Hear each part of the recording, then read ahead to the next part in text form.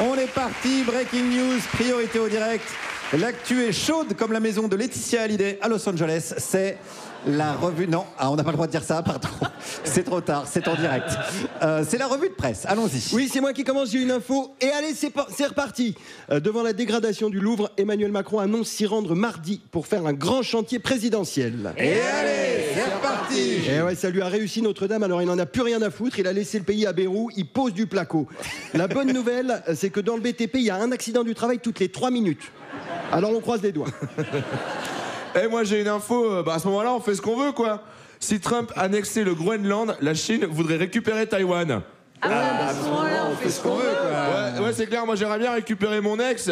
Reviens Chloé, j'ai changé. J'arrête la console, le karting et le chabit avec ta mère. On ira au musée.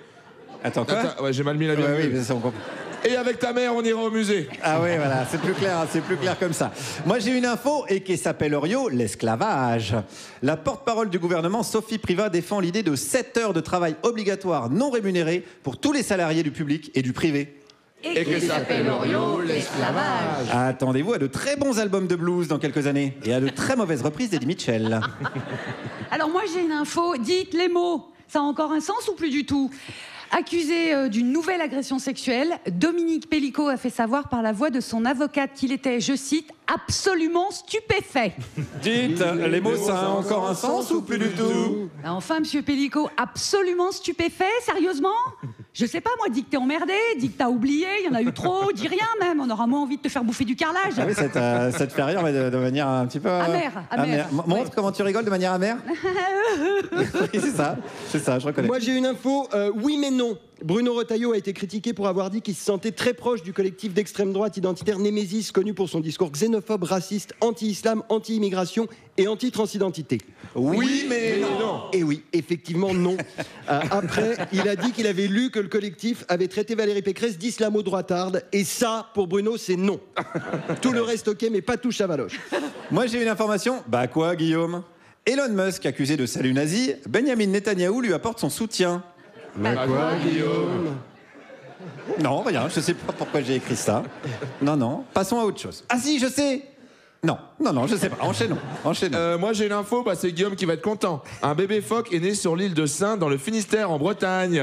Ah bah c'est Guillaume qui va être content. Ouais, donc c'est un breton ce bébé phoque. Ses premiers mots auraient été et je remets la mienne, on part pas sur celle du patron. Il est hors de question qu'on ait des autoroutes. Bien. C'est bretonophobe. Allez, on Juliette. enchaîne. Moi, On a le droit à l'échec dans cette émission. Mais même vous rigolez pas à ma blague. Si, on rajoutera des rires dans les podcasts. Oui, on rit, mais amèrement. Moi, j'ai une info. On est vraiment absolument stupéfait. Ebony, hier soir, n'a pas gagné la finale de la Star Academy. On est vraiment stupéfait là. Voilà, Ebony, la candidate qui s'est mangée une vague phénoménale de haine raciste sur les réseaux sociaux, sans doute parce qu'elle a l'air d'être une femme et une femme noire, donc elle n'a pas gagné, et ça c'est vraiment totalement stupéfiant. Je suis stupéfiée. Non, on n'est pas stupéfait, on est fatigué. J'ai l'impression que il y a un rire amer, j'ai l'impression, Juju encore. Allez, ne restons pas là-dessus.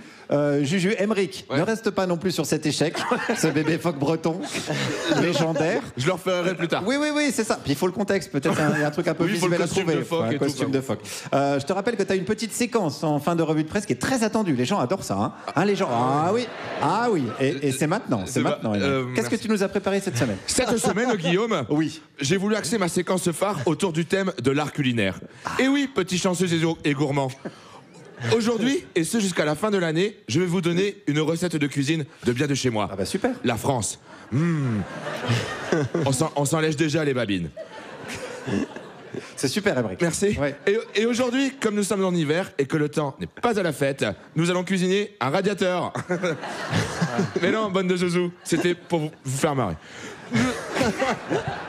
Nous allons aujourd'hui travailler avec des ingrédients très riches en matière grasse, tels que des lardons, du beurre ou encore des pommes de terre bien généreuses.